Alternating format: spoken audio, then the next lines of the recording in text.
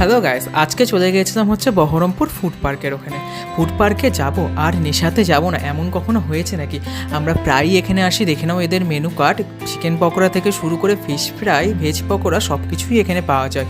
এবং এখানকার অ্যাম্বিয়েন্সও খুব সুন্দর, এবং তোমরা যদি বন্ধু বা ফ্যামিলি নিয়ে যাও খুব ভালো লাগবে। তো নিজের জায়গায় বসে যাওয়ার পর আমরা পাশের দোকান থেকেই অর্ডার করে দিয়েছিলাম হচ্ছে একটা দই ফুচকা। এই দই ফুচকাটা দেখতে যতটা সুন্দর, খেতে তার থেকেও বেশি সুন্দর ছিল। এবং এই ফুচকাটা আমার দাদার এতই পছন্দ হয়েছিল যে পুরোটা এক গোপে মুখে ভরে নিয়েছিল। এরপর অর্ডার করে দিয়েছিলাম হচ্ছে চাটা খেতেও খুব সুন্দর ছিল, এবং প্রতিবার এসেই আমরা প্রথমে আগে চা দিয়েই শুরু করি।